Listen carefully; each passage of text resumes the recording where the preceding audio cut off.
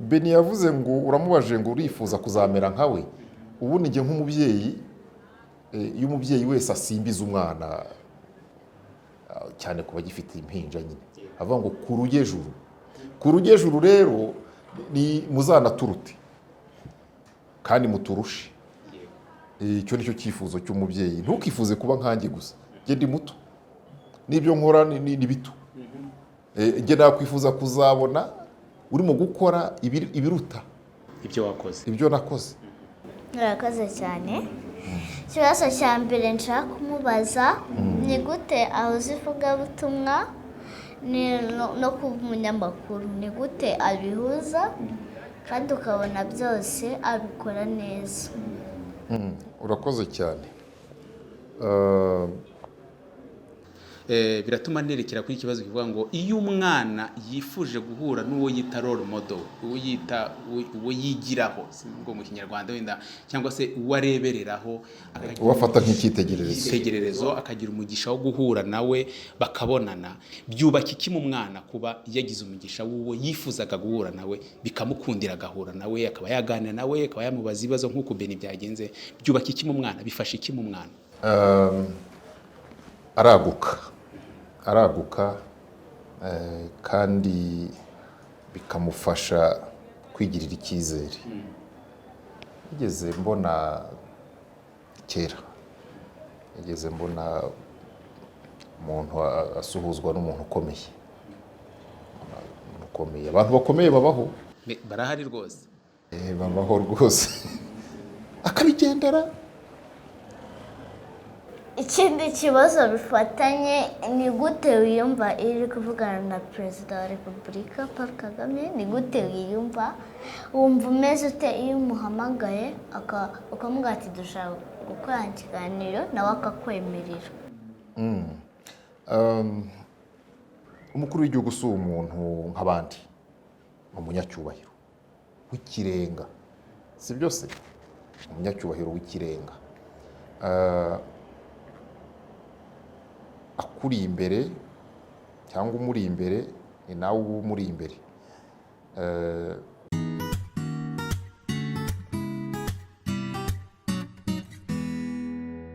Mbaye ikaze mu izina rya Yesu Kristo, ndagushimiye cyane wowe ufunga iki kiganiro. Nizera ko umeze neza. Nk'uko mubizi neza, tugira ibiganiro bya Gikristo kandi byose babibereyeho kugira ngo izina ry'Imana rihabwe icyubahiro, dukore umurimo mu gihe twebwe tukiriho, kuko tutazahoraho.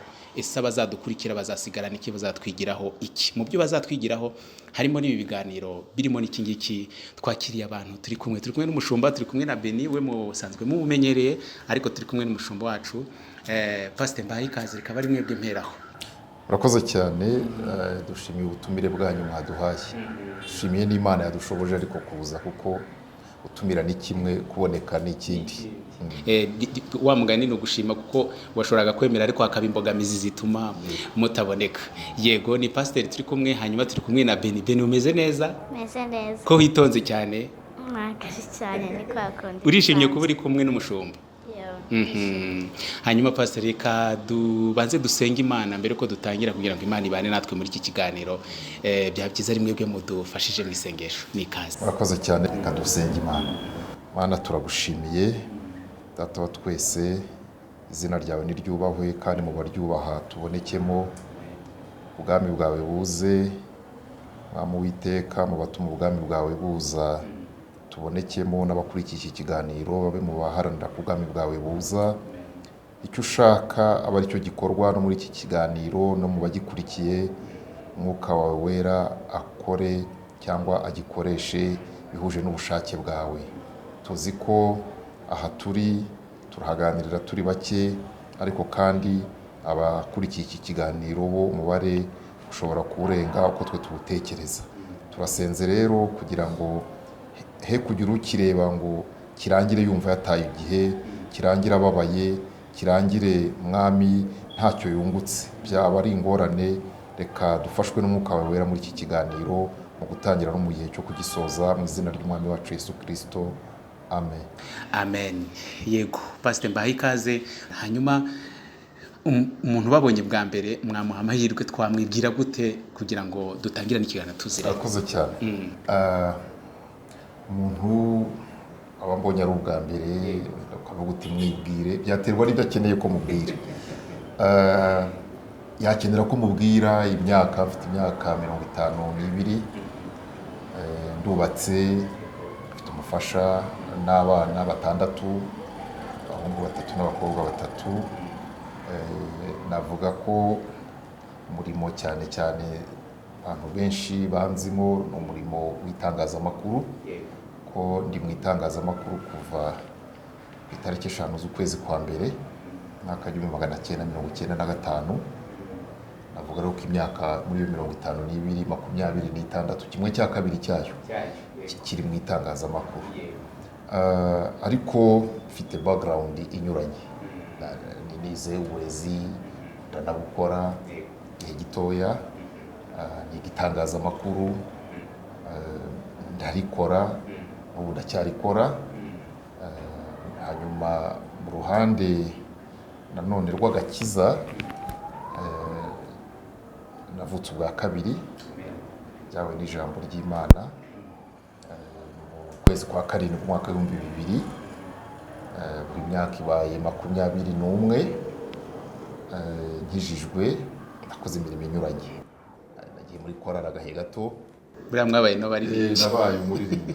yego ngira ngo hari abantu biri butungure kuko nabaye umuririmbyi myaka nk'itatu, kandi muri iyo myaka nk'itatu nayoboyemo na korali. Pastor mwaririmbaga iri hejuru niba atari ibanga. Naririmbaga mu ijwi rya gatatu ngo ni tenor. Yego urumva ko nanabizi. urumva ahubwo ukwiye kuba n'uhugura abaririmbyi kuko muracyabifite. Yego nabaye muri iryo jwi rya gatatu. Nyuma mba umudiyakoni, umwarimu, umupastori. Ku tariki 24 z'ukwezi kwa 3 2012 nahawe inshingano z'ubupastori. Numva ari icyo. Ku bijyanye n'itangazamakuru ari naryo nabayemo igihe kinini, nakoreye ikigo kimwe n'ubundi nacyo ngikoramo.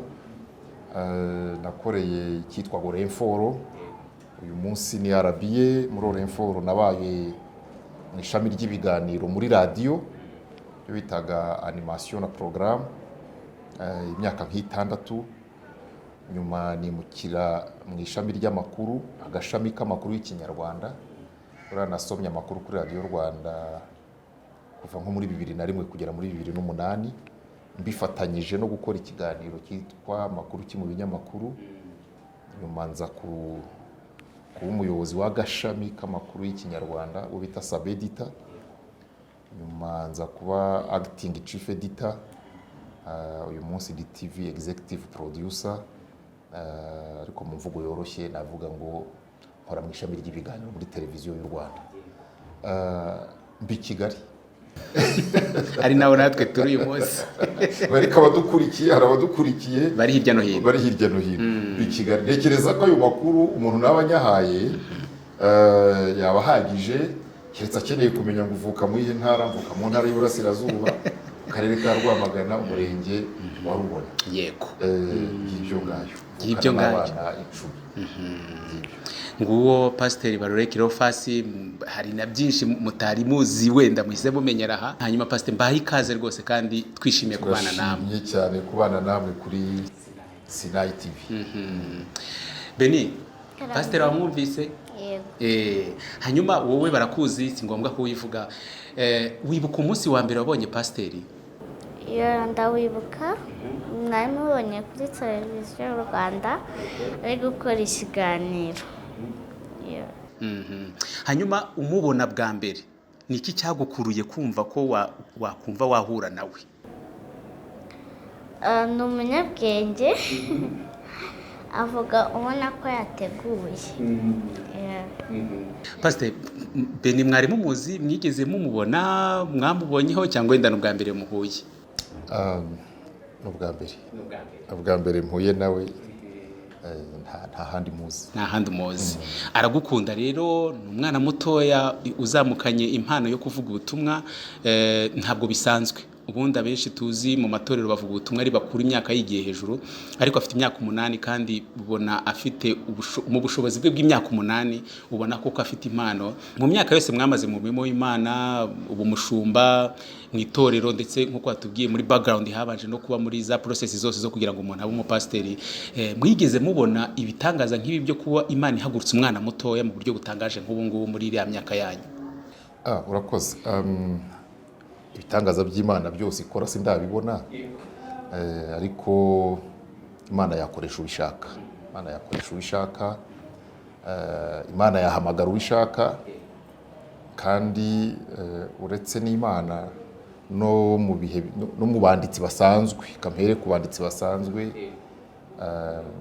ari umwanditsi wavuze ngo ni Corneille mu gitabo yise Roside, umwe mu banditsi b'abasizi b'abafaransa, wavuze ngo aux âmes bien-nées la valeur n'attend pas le nombre des années, ngo kubavutse neza ntabwo kuba uw'agaciro bigomba gutegereza umubare w'imyaka. Ubwo rero Beni c'est une âme bien-née, kandi niba abantu bavuga ngo kuwavutse neza, uko kuvuka neza, bien-être, kurerwa neza, kugira uwo mugisha, ugahamagarwa kare, uzagira umumaro ntibisaba umubare w'imyaka. Hari abakiri bato bari mu mirimo kandi ugasanga bari mu mirimo ikomeye.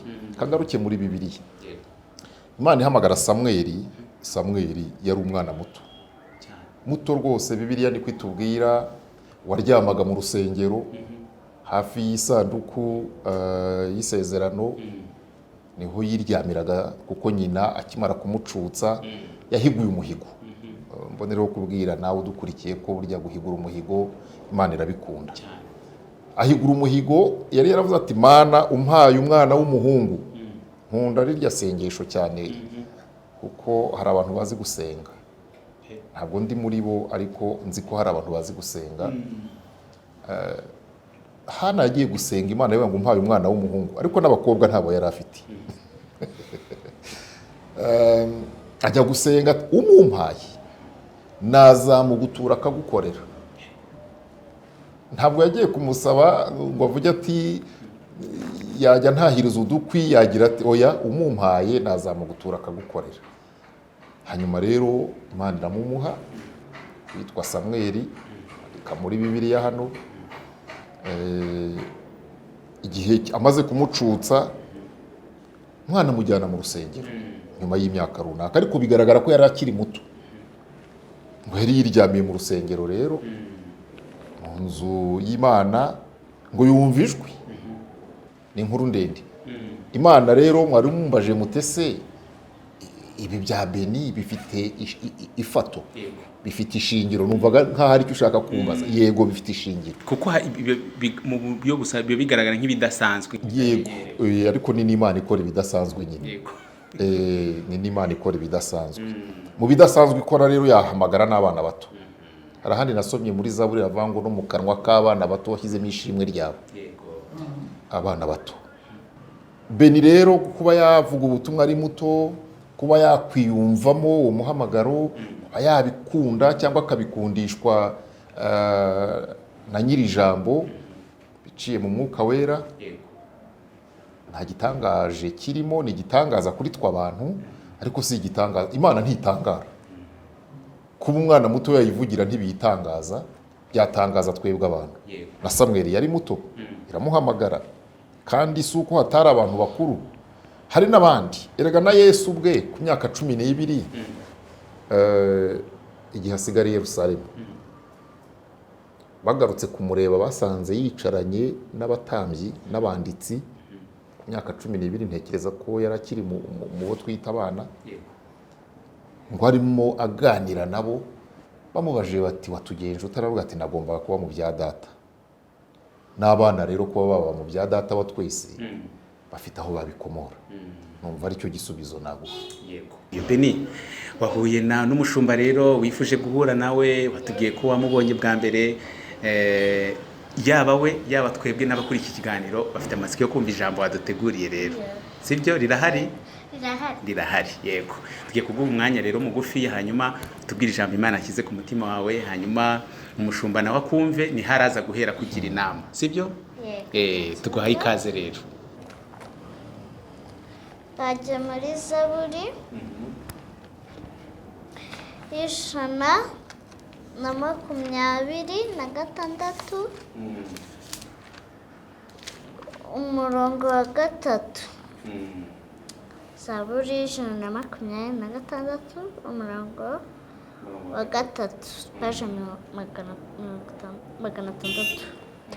Uwiteka yadukoreye ibikomeye natwe turishimye. Haravuga ngo Uwiteka yadukoreye ibikomeye natwe turishimye. Amen. arashimwe. Imana ishimwe cyane.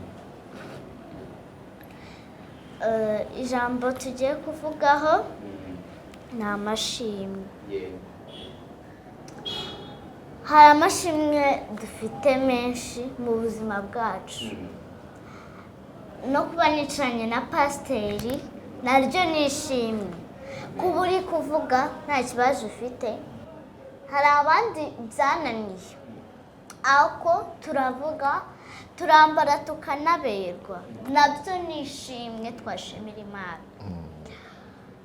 Hari ababuze amahirwe yo guhura n'abarorumudo babo, naryo ni irindi shimwe kuba twebwe bidushobokera.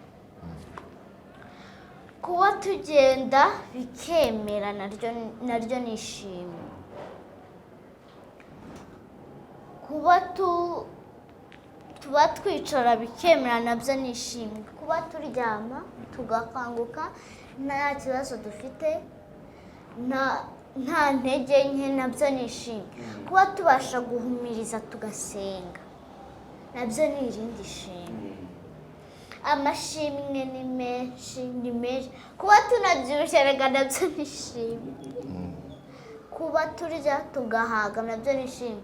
Hari abo bicaye hano ku muhanda babuze ibyo kurya, babuze ibyo kwambara, ariko amashimwe ni menshi dufite. Kuba Imana yaratugaburiye ikatwambika ntacyo twayiburanye. Abigeze kuririmba ngo mu buzima ari byiza tubona tukabifata nk'ibisanzwe, ariko ntabwo ari ibisanzwe. Kuba abakene babaho bakabaho, kuba abakire babaho bakabaho, nabyo ni irindi shimwe. Kuba tubaho tukajya aha tujya aha, hari ababuze n'agatege, nabyo ni ishimwe. Kuba tubasha abana kujya ku ishuri, ababyeyi bakabona minerval, school fees, nabyo ni iby'imbaraga, ni amashimwe.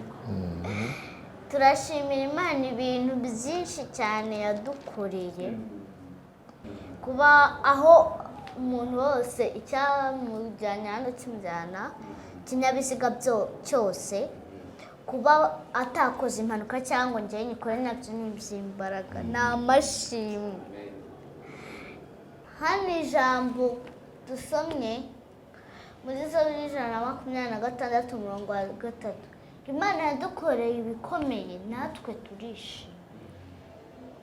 Amashimwe ni menshi. Kuba tubasha gusoma nabyo ni amashimwe. Hari abafungura hano gusoma Bible bikabananira, ariko twe turasoma turavuga bikemera, nayo ni amashimwe menshi cyane. Nabivuga simbirangize bukira bugashya, ko amashimwe tuba dufite ni menshi. Hanyuma rero Beni, uhuye n'umushumba Pastor Cleophas Barore, wamubonye kenshi, wifuza guhura nawe, hanyuma umubona ugiye kumutungura, ashobora kuba atabizi. Nibihe bintu wamwigiyeho wabonye ari byiza kuvuga ati nanjye nimba mukuru nanjye nzamera gutya nk'ibintu wamwigiyeho wamubona? Ni ukuvuga wateguye. Iyo uvuze utateguye ntabwo ibintu uvuga biba bifite ordre, umurongo. Nicyo wamwigiyeho cya mbere? Nicyo namwigiyeho cya mbere. Icya kabiri ni ukwambara neza. buriya iyo watekereje ugategura utambaye neza biba bibaye ko ntacyo, ariko wambaye neza wateguye nabyo bigaragara neza. Kubaza uri focus ku bintu ubaza nacyo nicyo namwigiyeho. wabibonye ryari?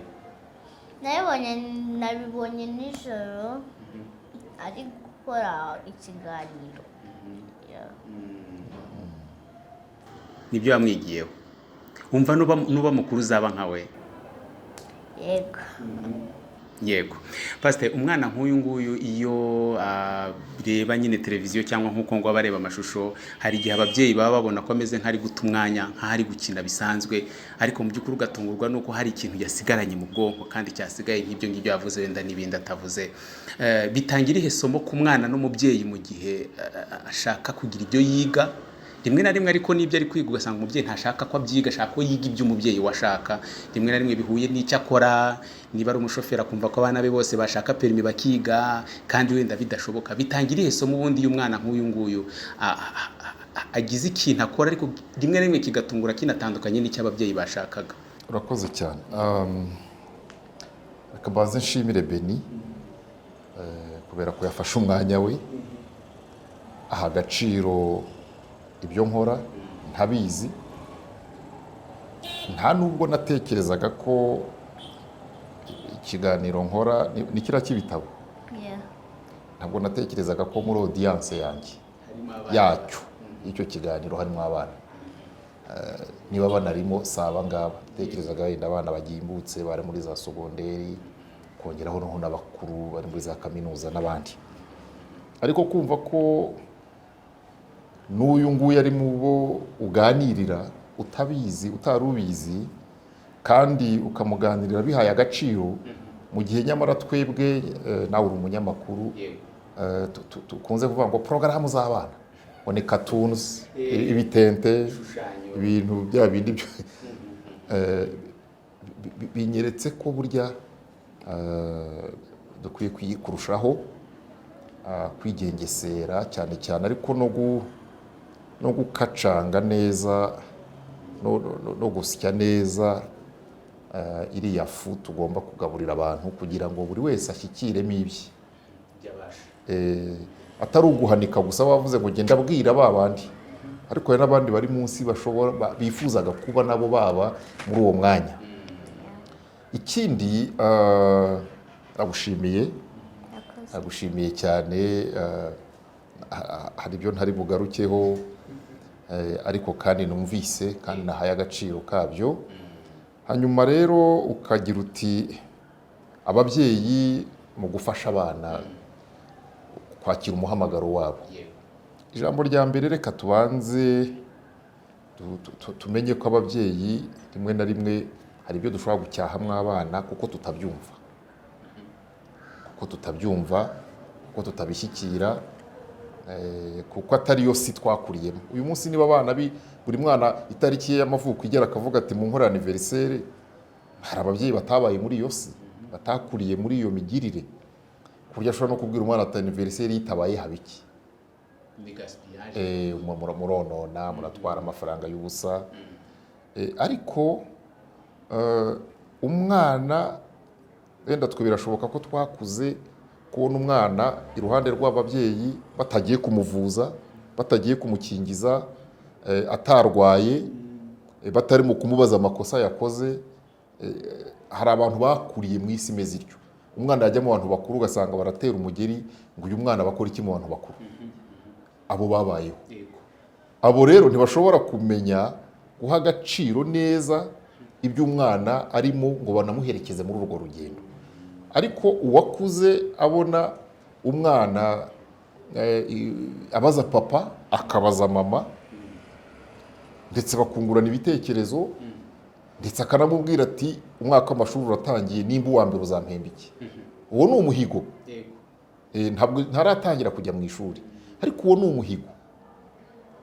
Abo bana rero baganira n'ababyeyi, ababyeyi baganira n'abana bitandukanye, bo bazabaherekeza mu rugendo.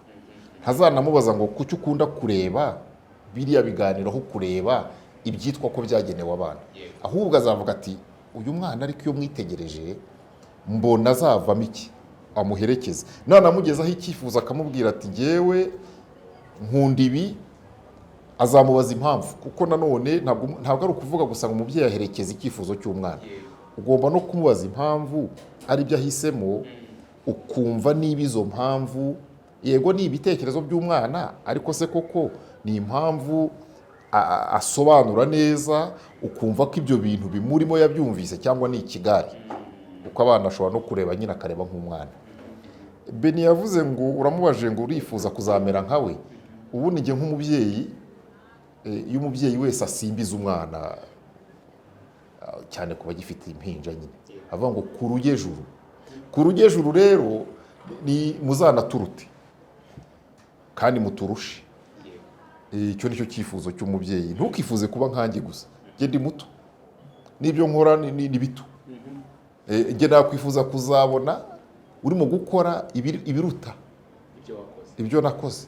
Nicyo cyifuzo cy'umubyeyi. Burya umubyeyi wese abavuga ngo ku rugejuru, Rugamba yararirimbye ngo mwana wanjye ngo cya kivi nateruye kirananiye, ngo urumve shami nashibutse, ngo iki kivi ni icyawe, uranire kucyusa, usoze ibyanjye kandi uterure ibyawe, muzasoze ibyacu ariko muterure n'ibyanyu, be innovative, muturushe. Nicyo cyifuzo burya cy'umubyeyi. Pastor, ngira ngo nkunganiye, hari umubyeyi twize kuganira arambwira ati ngewe abana iyo mbabona bakirika za mudasobwa mu rugo, nubwo ngewe ntigeze nyibonye nshaje, atariko umunezero mafite wikubye inshuro ntazi umubare, nubwo numva nta bushake mfite bwo kujya kuyikandaho nanjye, ariko abana banjye mbona bayikandaho bavuga izo ndimi z'amahanga nge ntazivuga, ati n'umunezero wanjye wo ku rwego rwo hejuru. Uko niko kuba umubyeyi. Umubyeyi usobanukiwe, ntajya mu makimbirane n'abaruta cyangwa n'ababyaye, ahubwo arabashyigikira. Umubyeyi udasobanukiwe cyangwa udasobanutse niwe uzahora guca intege akubwira ngo njye ko ntakoze ibi se nabuze kubabyara, njye ko ntakoze ibi nabuze kubabyara. Ibyo bica ibana intege. Njye ko ntizi ibi twabaye, nanze kwirirwa mvuga kwiga. Hari n'uwakubwira ati ko ntize sindi so, ko ntize sindi mama wawe. Urumva rero ibyo bishobora guca umwana intege akavuga ati wa mugani ndavunikira iki. Ariko umubyeyi uvuga ngo wawe mwana wanjye, njye ibyo sinabonye amahirwe yo kubyiga, ibyo njye sinabonye amahirwe yo kubigerageza, ariko wowe niba ubuzima buguhaye ayo mahirwe yafate, ko amahirwe ntaza kenshi mu buzima. Yego, burya amahirwe aba make, niyo mpamvu yitwa amahirwe. Fata amahirwe, ihene ifatwa igihebeba, kandi warangara ukaba urarangaye nyine. Beni nta kurangara. Aya mahirwe aje uyu munsi, niba ushobora kujya imbere ya kamera, twe twazigezeho dukuze, fata ayo mahirwe uyabyaza umusaruro. Niyo mpamvu narivuze ngo umubyeyi wavuga ngo uyu mwana yaba adasobanukiwe, ariko umubyeyi abereyeho kubwira umwana ngo ku rugejuru, jya imbere, turagushyigikiye, komeza, niba ari ibyiza umwana ajyamo. Kuko umwana ashobora no gutana, ashobora no kujya mu bitari byo. Ikindi ni ukumenya ikifite agaciro kuri wowe. Ese ni ngombwa ko kinagira agaciro necessairement no kuba gukomokaho? Niba njye ndi umunyamakuru, ntabwo nzahatira abana kuba abanyamakuru. Isi twinjiramo ishobora kubitekereza ibindi, bashobora kuba batekereza n'ibindi. Nk'abana banjye hafi ya bose biga amasiyansi, niyo bahisemo, kuko banasanze ari iby'igihugu kivuga. Urumva bafitemo abakobwa. Niba buriya isi twe turavuga nk'ababyeyi, ariko reka mvuge ngo n'isi ikavuga ibyayo, kandi isi mu kuvuga ivugira mu buyobozi bw'igihugu, kavuga ngo dore icyerekezo mwa bantu. Nawe rero nk'umubyeyi ukajya uvuga uti najya kwiga ibi, ariko burya icyerekezo cy'aho isi igeze n'ibihe twinjiramo nicyo kizaha aba bana ba Beni kumenya ngo ndiga ibi, ndakurikirana ibi, ndashishikarira ibi, kuko ibi ngibi ni nabyo bizampesha umutsima. Kwakubira ibyuya ko mu gahanga kuzahesha umuntu umutsima. Uyu munsi mfite umwe mu bakobwa ajya ambwira ngo ndumva nzagura imodoka, ati nirange nzayisiga ndarizi. Uyu munsi ariga kandi atarayigura, ariga ariko ngo ajya ambwira ngo nuko izabisa ngo arabifite arabibitse. nkamwumva kubera ko akabando k'iminsi ugaca kare ukakabika kure. Ibyo utekereza kuzakora ntabwo. Hari abantu benshi bicara akaba ari aho n'abanyamasengesho ubwabo akajya gusenga ati Imana wampaye amafaranga, fine, Imana yanayaguha si ikibazo, nta kibazo Imana ifitanye n'amafaranga, ariko iyo aguhaye wayakoresha iki? ngo nyine nayabonye napanga icyo gukora. Ntabwo ari uko bikora. Ntabwo ari babanza upanga icyo wayakoresha hanyuma ujye kuyasaba. Uwuhe mushinga ufite uwuhe mushinga waguha amafaranga wayakoresha iki? Mana mpa imbaraga z'umwuka wera, mpa n'ubwenge byo gukora iki? Urashaka imbaraga z'umwuka wera zo gukora iki? Urashaka ubwenge bwo kugira uti? ngo nk'ubwo wahaye Salomo, fine, ubwa Salomo n'ubwa Salomo. Ibyo byose n'imbere y'Imana tugomba Imana igira gahunda. Yego. Niba rero ari data wa twese, burya dutegerejeho ko natwe tugira gahunda. Kanjye nzi neza ibyo nakora n'ibyo ntakora. Ntiwambwira ngo njye gucuruza sinabishobora. Reka si umuhamagaro wanjye. Ariko mu byo Imana yanshoboza wenda ariyo yabishyizemo nacuruza, ariko bigoranye. Beni, umushumba arimo kuvugana baraga umwitegereza cyane, umureba, ukurikirana ijambo kurinda arimo atubwira. Ngiye kuguha umwanya umubaze bya bibazo ujye mwibazaho. Aragusubiza, arahari bya bindi ujye uvuga utari ko iki ngiki mpuye nawe ntakimubaza, hanyuma asobanukirwe kurushaho nka 3 cyangwa 4, nawe yiteguye rwose kugusubiza kugira ngo bigufashe mu rugendo rwawe rw'ivugabutumwa. Umwanya n'uwawe rero, ari iruhande rwawe, yaguteze amatwi. Ntutinye kumubaza ikibazo cyose wumva wibaza muri uru rugendo rw'ivugabutumwa, cyangwa se nawe ku giti cye kuri we, kugira ngo bigufashe. Nikaze rero. Murakoze cyane. Ikibazo cya mbere nshaka kumubaza ni gute ahuza ivugabutumwa no kuba umunyamakuru? Ni gute abihuza kandi ukabona byose abikora neza? Urakoze cyane. Ivugabutumwa nta murimo navuga ngo kubera ko nkora ibi sinavuga ubutumwa, keretse ari ibibi. Ibibi nibyo bibusanye, nibyo bidashobora guhura n'ivugabutumwa. Ariko umuntu ashobora kuba umwarimu, dore wowe uracyari umunyeshuri, akaba n'umupasitori. Umuntu ashobora kuba umucuruzi akanavuga ubutumwa. Umuntu ashobora kuba imirimo igiye inyuranye, kubera ko nta muntu Yesu adakeneye, sibyo? Nta muntu burya Yesu adakeneye. Ushobora kuba umunyeshuri ukanavuga ubutumwa. Muri ibyo icyo umuntu akora ni iki? Mu murimo uwo ari wo wose ni ukumenya ngo amategeko agenga uyu murimo, kuko nanone buri murimo ugira ibiwugenga. Ibibujijwe ni ibiki? Ukabyirinda kugira ngo utawucumuriramo ibibujijwe. Ibyemewe ni ibihe? Ukagera no ku rwego ariko wibaza ngo bwa butumwa bwiza bw'umvuga ni ibiki nkwiye kwirinda mu mibereho yanjye isanzwe no mu kazi kanjye ka buri munsi, bituma na bwa butumwa nzabuvuga bukagira koko umumaro. Itangazamakuru rero eraga burya no kuvuga ubutumwa no gutangaza amakuru, ariko ni amakuru y'ijuru. Ni amakuru y'ijuru tugomba kubwira abari mu isi. Numva nta kibangamiye ikindi. Hari abantu batekereza ko itangazamakuru ngo ni ukubeshya, ngo ni ukugira gute. Hari n'abazakubwira ngo hari imirimo runaka, ngo umunyapolitike, ngo ibiki. Ariko umuntu wese uko yahamagawe, uko Imana iguhamagaye. Nisanga Beni uri shefutene w'ishuri, uzavuga ubutumwa kandi unabe umuyobozi w'abana mwigana. Nihamagara director wanyu cyangwa ipe wanyu, nawe burya azakora uwo murimo kandi anavuga ubutumwa. Ibyo rero birakunda, biremera. Gusa wenda si Beni wenyine arakibaza, ariko reka nkibwire n'abadukurikiye. Hari abibwira ko kubona umwanya, nta mwanya ubura wo kuvuga ubutumwa. Ntushobora kubura umwanya wo kuvuga ubutumwa rwose. Icyo hari igihe abantu bavuga ngo ubwo se ngura umupasitori, ngo ubwo se abakirisitu bakubona ryari? Bibwira ko ntaboneka. Nubwo naba mvuye mu kazi, kandi umuntu w'Imana akwiye kuba ari n'umuntu organized, umuntu ufite gahunda. Kugira gahunda, Bibiliya iravuga ngo tugire na gahunda. Abayica ngo tubacyahe. Mu kazi ka gipasitori ugomba no kuba uri umuntu uri organize. Isaha mwambwiye kugerera aha nari mpageze rwose. Si uko nkubwiye ibintu nakoze uyu munsi birenze kimwe, ariko isaha twavuganye ndi imbere ya kamera n'imbere y'abantu b'Imana nari mpageze.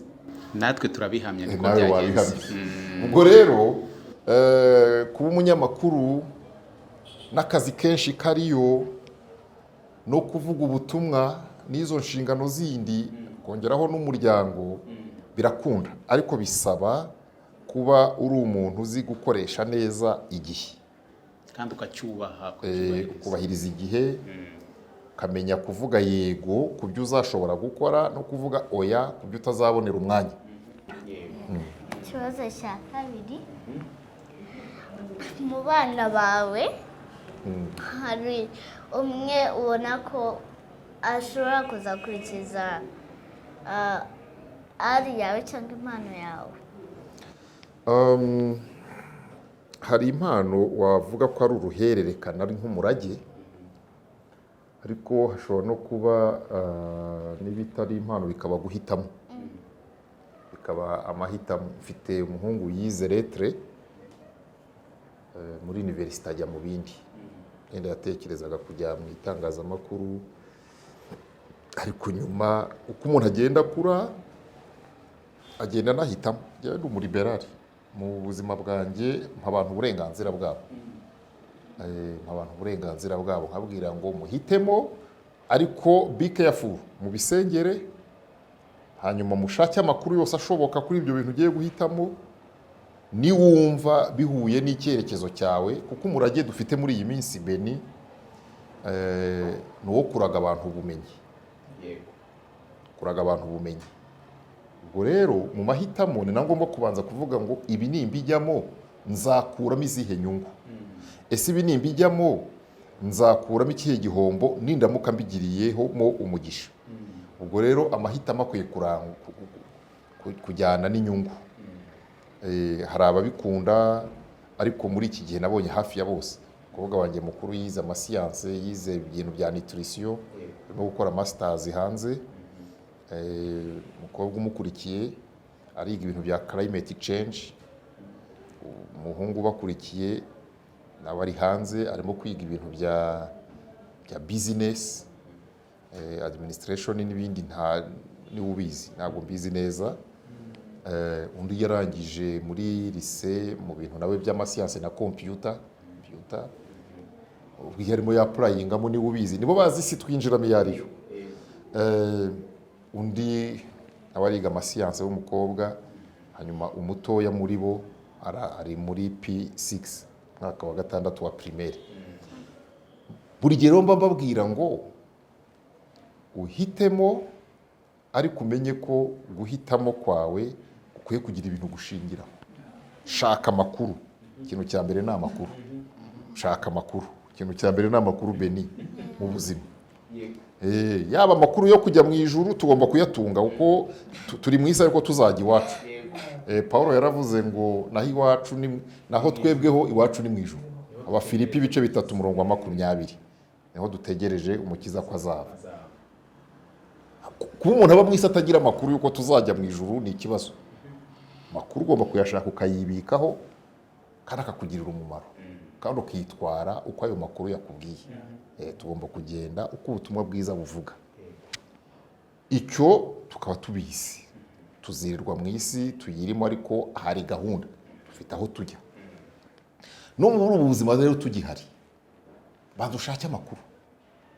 uvuge ngo ndashaka kwiga ibi ariko uwabyize akora iki, ariko ibyo bintu ndimo kwiga isi ya none iracyabikeneye.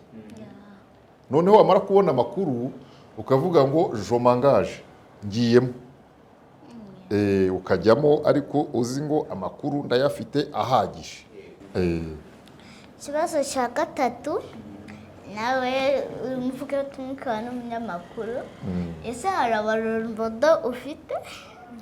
Narabagize n'ubu ndabafite. Nkiri muto hari abanyamakuru nakundaga kumva kuri radiyo Rwanda, imyaka yanjye y'icyo gihe, no kuri radiyo zo mu karere aho twari dutuye, aho mu ntara y'Uburasirazuba twakundaga kumva na radiyo y'i Burundi, barayumvaga. Hari abanyamakuru nakundaga kumva mu biganiro bimwe na bimwe b'abahanga, bamwe bagomba kuba batanakiriho, ariko no muri ubu ngubu no muri uyu mwuga nanjye ngira abandi ndeberaho.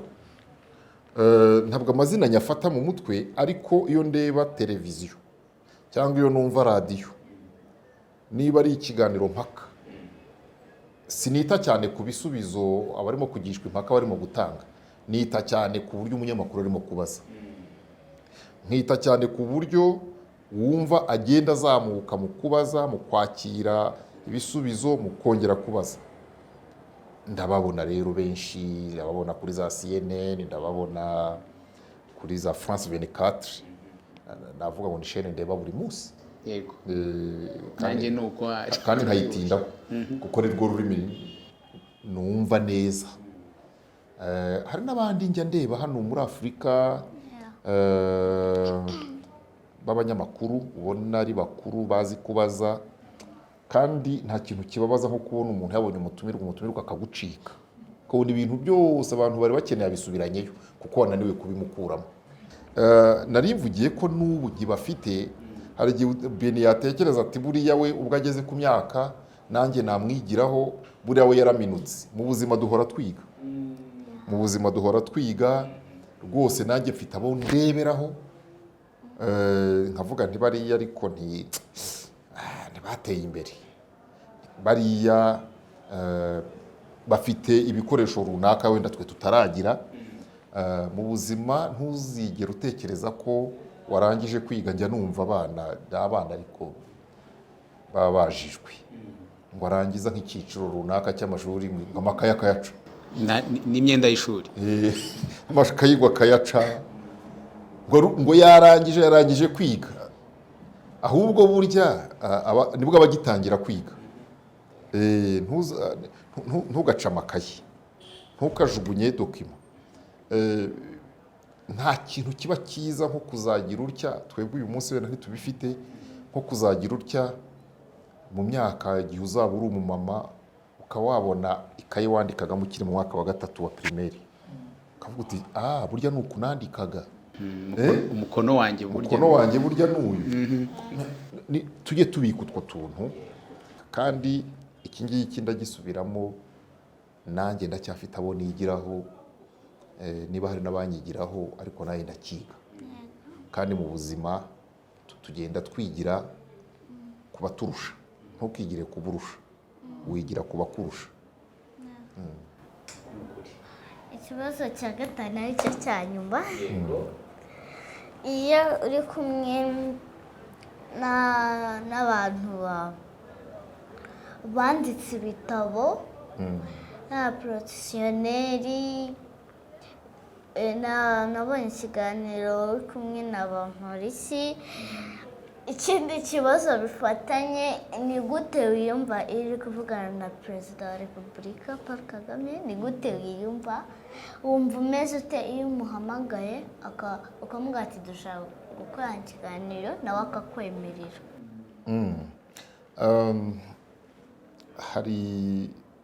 Hari Pawulo yaranditse aravuga ngo kera nkiri umwana najya kuvuga nk'abana, ngatekereza nk'abana. Ikiganiro n'umukuru w'igihugu gifite uko gitegurwa, ntari bugarukemo hano. Umukuru w'igihugu si umuntu nk'abandi, ni umunyacyubahiro w'ikirenga, si byose. umunyacyubahiro w'ikirenga, akuri imbere cyangwa umuri imbere ni nawe uba umuri imbere, wakumva umeze uti, wakumva uciye bugufi bikomeye, si byose ko ntimungana, ntimuzanangana,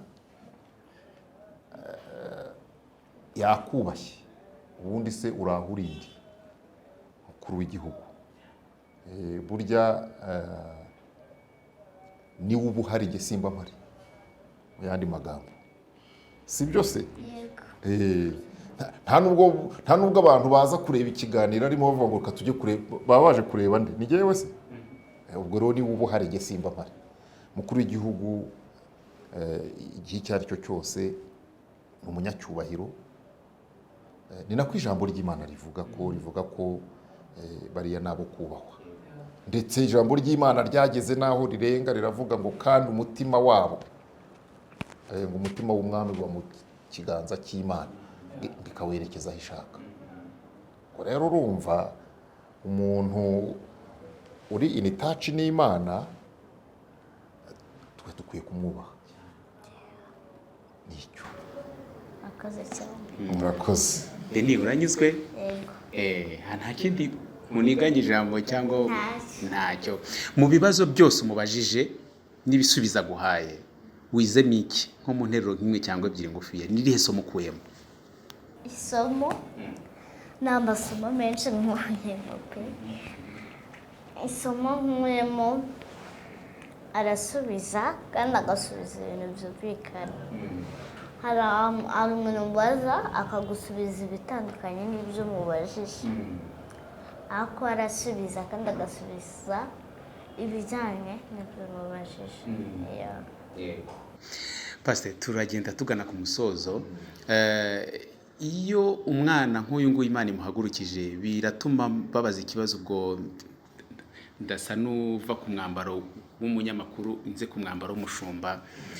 Mu matorero cyangwa se mu nsengero zubakwa kenshi cyangwa se muri porogaramu na gahunda z'insengero, ubona ikintu kijyanye n'ishuri ryo ku cyumweru byo mu ndimi z'amahanga bita école de dimanche, imbaraga bashyiramo ni nkeya cyane, kandi hari ahantu niho impano nk'izi zikurira, niho bakagombye kumenyera umwana impano ye mu by'ukuri, ariko usanga niyo iryo shuri ryo ku cyumweru rihari, iyo bohereje abana baba bameze nk'ababikiza ngo be kubusakuriza bakuru, be kubatesha umwanya, noneho no kuboherezayo ntibakurikirane ngo bamenye ibyo bahigira. Biratuma mbaza ikibazo ntese bifite izihe ngaruka ku itorero ry'ejo hazaza ry'aba Beni b'ejo hazaza? Urakoze.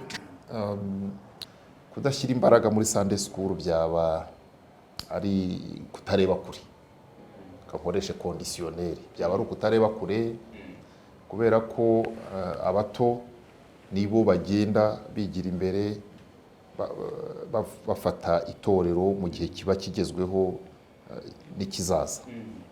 Kubarera rero ni ukurera itorero ry'uyu munsi ariko n'iry'ejo. Kenshi usanga ku matorero amwe n'amwe nyine badafite ibikorwa remezo bijyanye no kubafasha, cyangwa ugasanga n'ababitaho rimwe na rimwe ni nko kujya kubafashiriza hirya kugira ngo badasakuriza abantu bakuru. Ibyo nabyo babikora, ariko umuyobozi ufite icyerekezo amenya neza ko Sunday school biga kandi biga neza. Sinabo kubabwira ngo mujyana abo bana be gusakuza, ahubwo niba Samuel yarahamagawe ari muto, kandi Bibiliya ikabivuga ngo dutoza abana inzira bazanyuramo bakiri bato, bazarinda basaza batarayivamo. Uko gutoza ni ugutoza kujyanye n'ikiganiro cyo mu rugo, birumvikana ntitubirukane iyo dusenga. Nta nubwo abashyitsi baza mu rugo tuvuge ngo abana nibahera inyuma ngo bataza kwanduza abashyitsi, ubundi kuki ugira abana banduza. Abo bana bagize isuku, aho kugira ngo bahishe abashyitsi, kuki abana batagira isuku ahubwo ukaba proud yo kubereka abashyitsi. Kuko ni no kubamenyereza ko umushyitsi iyo umuntu yinjiye mu rugo amaze gukura. Uwo mukobwa, umwe mu bakobwa banjye nakubwiraga, buri wese afite ikimuranga njya mbibukiraho. Wageraga mu rugo akiri muto, yari munsi ya Beni, akakubwira ati nitwa kanaka, hano ndi umudiyakoni, wowe witwa nde?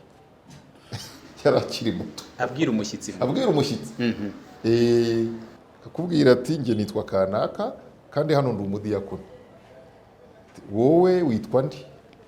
Urumva niko mwari mwana mutoje cyangwa yarabikundaga, yarashabutse, yari umwana ushabutse, ariko nzi ko ariko yakiraga abantu. Hanyuma icyo nari mbivugiye ko kwita ku bana, kandi n'uyu munsi iyo mirimo arayikunda, arayikunda, ubona ko ari umuhamagaro uba warakomeje. Agira urugwiro, yakira abantu. Ni byiza kubashakira igihe bishoboka, byaba bidashoboka ariko abantu bakabitekereza, bakabishyira mu iteganyabikorwa, bakabitaho.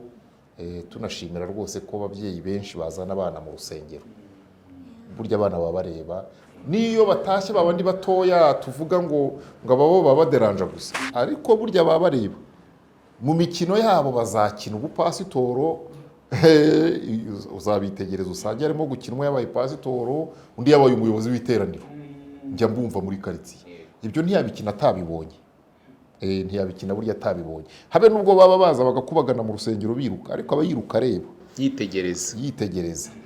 Numva rero mu by'ukuri haramutse hari itorero, any confession congregation itabyitaho, yaba itareba kure, kubera ko gukurira mu nzu y'Imana hanyuma ukazakomereza no mu yindi mirimo biba byiza. Nta kintu kiba cyiza nko kumva umuntu akubwira ati njyewe ati ndi umunyetorero, ati nakuriye muri Sunday school. Kwita ku bana rero ni ukurera itorero ry'uyu munsi, ntabwo mvuga ry'ejo gusa, kuko n'uyu munsi bafite umumaro. Niba Beni avuga ubutumwa, afite umumaro uyu munsi.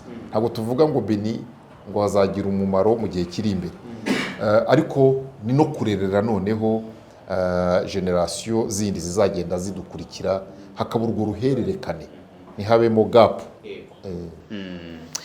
Reka dusoze Pastor, mbere ko mbabaza ikibazo cya nyuma, ari nacyo tugiye gusorezaho ikiganiro cyacu, mbashimira ko mwemeye kuganira na Beni ndetse n'abadukurikiye, baba bato barimo, abakuze n'abasheshe akanguhe, kuko nabo biba bibareba ku buzukuru babo.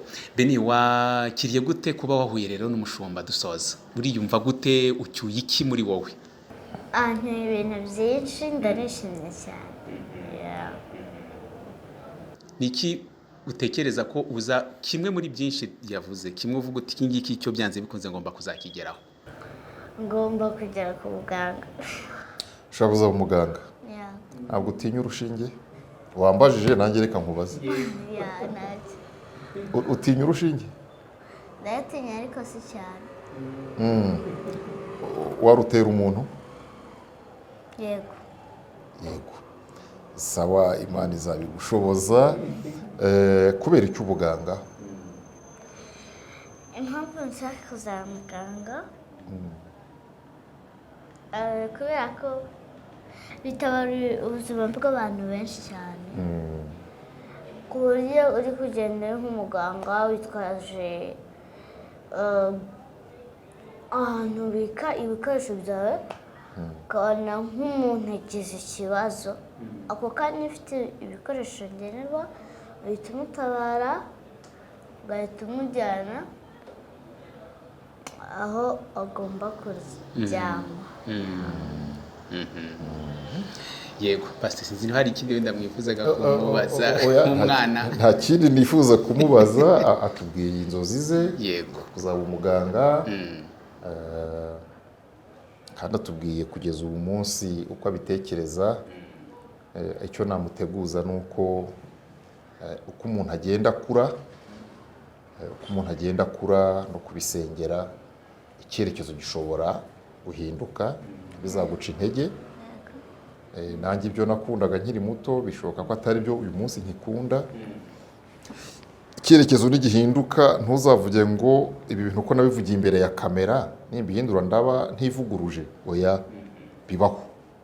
bibaho guhitamo bijyana n'aho ibihe bigeze, ariko n'ubuganga ni umwuga mwiza, nta n'umwuga mubi ubaho.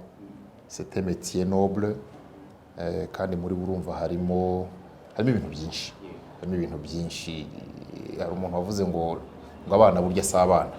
Ntabwo navuga ko Ben ari umwana, ni umuntu mukuru, c'est une âme bien née, uko nigeze gutangira mbivuga. Yego Pastor, reka dusoze, reka nsoreze kuri iki kibazo ngira ngo kiri buze no gufasha ababyeyi cyangwa n'abandi bantu bakuru bakuri iki kiganiro.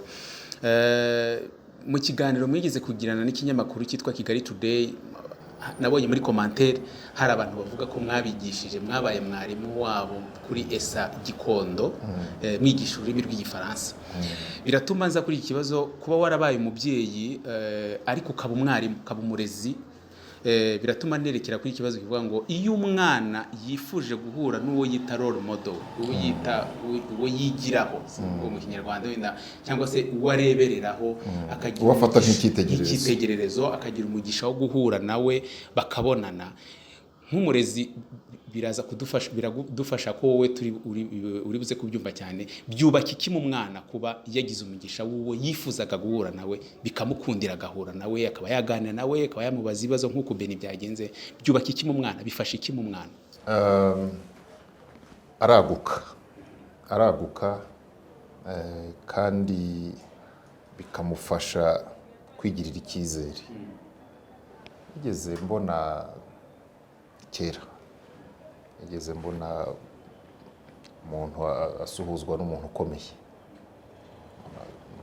Abantu bakomeye babaho, barahari rwose, babaho rwose, akabigendera akumva muri we yarusha abandi.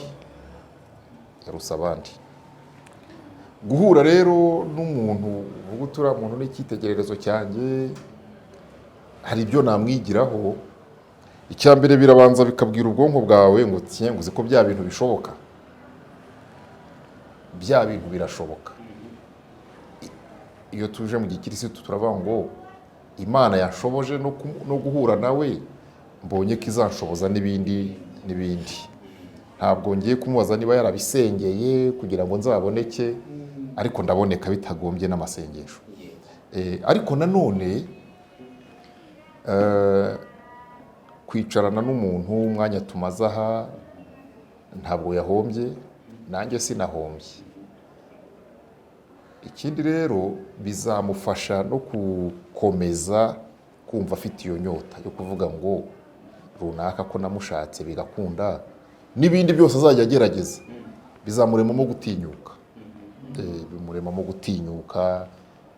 kwigirira icyizere, bimuremamo no kumva ashaka kwiga, ariko yigira ku birushaho kugira icyo bimwungura. Njye numva, ariko si we wenyine, reka turenge imbago twita Beni, bizafasha n'abandi bana n'abazareba iki kiganiro, bazavuga bati wawu, uyu mwana tumwigiye. Uyu munsi we aribwira ko anyigiraho, ariko hari n'abana benshi bazamwigiraho, bavuge batari uzi ko bishoboka. Nawe ubabereye icyitegererezo, bakwigireho, bavuge bati uriya mwana arasobanutse, ndetse bashake no kumenya. Ubu hari ibibazo byinshi abareba iki kiganiro barimo kumwibazaho, uyu mwana yize hehe se? Uriya hari abaturage nyine tuba tuvuga ngo uriya kwa minisitiri. Ndashaka kubatangariza ko rwose uriya ni umwana usanzwe. Ibyo bintu bituma umuntu, ubu hari benshi bazamubaza, tubwire byari bimeze gute, we wiyumva gute? Nshimye ko wamubajije, tubwire. Noneho nawe ajye mu kubazwa, ajye mu gusobanura, banamubwire bati tubwire, burya se yakuguriye bombo murangije ikiganiro, ese araganira, se bigenda bite? Ariko tubwire neza, bumve bakubaza ibintu byinshi cyane. Icyo ushaka kuvuga rero ni uko guhura n'umuntu wafataga nk'icyitegererezo, nubona amahirwe yo guhura n'abantu bagufasha, bakugirira umumaro, ujye ubiha agaciro gakomeye. Beni, ukomerezaho, ariko ntibizakurangaze. Hari umutego ujya uba imbere y'izi kamera umutego ntareka kukubwira kugira utazawugwamo, uracyari na muto kandi cyane. Ushobora kumenyekana ni amahirwe ni n'ibyago. Ntabwo anyumvise, reka mbyibwirira abadukurikiye ko kumenyekana ari amahirwe ari n'ibyago. Ni amahirwe kuko umenywa n'abantu, ariko ukwiye guharanira ko bakumenya mu byiza. Ubwo rero ni inshingano, bibaye inshingano. Beni wabona ngo uyu ni wa mwana uvuga ubutumwa, ubwo ufite inshingano zo kwitwara neza, zo kurinda ubwo butumwa. Hari ijambo ryamamaye muri iki gihe ririho ryitwa ngo abasitari. N'ubu umusitari bikongeraho imyaka mito, abantu bazakubwira ko abantu baravuga, ujye ugira ngo wabaye igitangaza. Muri uko kuba igitangaza rero, iyo utitwararitse urayoba. Urayoba, ntiwumvire. Niyo mpamvu mvuga ngo kumenyekana ni byiza, ariko ni n'inshingano, kandi bigushobokeye ugaca bugufi, kuko icyubahiro ari icy'Imana. Ibyo bintu rero bijya binanira abantu. Abantu bakavuga ngo urazwi, ngo uri igitangaza, nawe ukajya wumva wabaye. Ntabwo uri cyo, ahubwo uko abantu bakubwira ko ukomeye urushaho guca bugufi. Nicyo nabonye cyagira umumaro kuruta ibindi byose. Murakoze.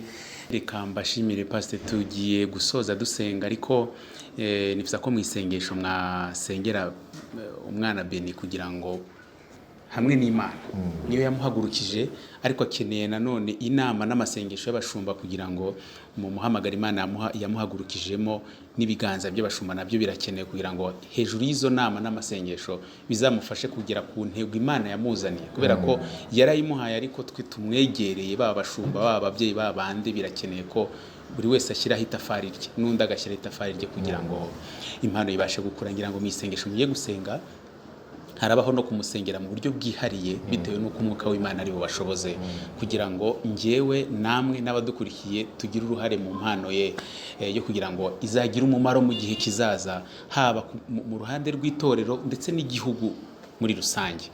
Hanyuma mbere ko asenga, Beni, hari icyo wifuza kumubwira, kumushimira, cyangwa ikindi cyose ufite ku mutima wifuza kumubwira mbere yuko agusengera? Ndamushimiye cyane. Murakoze. Yego, reka dusenge Imana, tubashimire namwe abo twabanye kuva ikiganiro gitangiye kugera gishoje, kandi n'uwakumva ntacyo bimutwaye akagisangiza abandi. Ibyo byose burya bakoze neza. Mana, turagushimiye, dusabiye mbere na mbere umugisha uyu muyoboro washyiriweho kugira ngo ibiganiro nk'ibi nabyo bikorwe. Ngo bageze aho baravuga ngo Samweli yarundukiye mu buhanuzi bw'Uwiteka. Uko niko numva nasabira uyu mwana ngo ubuhanuzi aburundukiremo, kandi kuko hari n'ibindi bikenewe by'imibereho, bya bindi wisi ibindi, Mwami Yesu nabyo uzabimuha. Akeneye kwiga, azakenera ibikenerwa hano mu isi binyuranye. Twumvise n'icyifuzo cye cy'ibyo yifuza kuzaba byo. Ibyo byose biri mu bushobozi bwawe. Tumusabiye ko umurinda umubi mu izina rya Yesu. Nicyo cyonyine numva gikomeye. Ibindi byose burya waturinze umubi, umubi akadutinya, umubi akajya kure, imigambi ye ntisohore. Mu izina rya Yesu, uburyo ubutanze impano ikomeye cyane. Umwuka wawe wera akomeze kuba muri we, kandi uko azapfukama asenzga icyo azagusaba cyose uzacyumva kandi ukiteho. Uha umugisha ababyeyi be, uha umugisha n'abandi bose bamushyigikiye muri uyu muhamagaro, kandi Mwami Uwiteka, haba hari n'undi mwana udukurikiye muri uyu mwanya, haba hari n'umubyeyi wakurikiye iki kiganiro nawe akumva hari ibyo yafasha abana be cyangwa yibaza uko yajya abafasha, ibi byose Mwami bikomeze kubaka ubwami bwawe. Turagushimiye, utugirire neza, ukomeze kuduha abana bazima, ukomeze kuduha abana bafite inzara n'inyota byo kugukorera, kandi uduhe n'ababyeyi barera abana mu buryo bwo kubashyigikira mu byiza abana bifuza kandi bagamije. Komeza rero kuduha n'ibyo tudasabye ubona byagirira umumaro uyu mwana n'ababyeyi be n'abandi badukurikiye, mu izina rya Yesu Kristo, amen.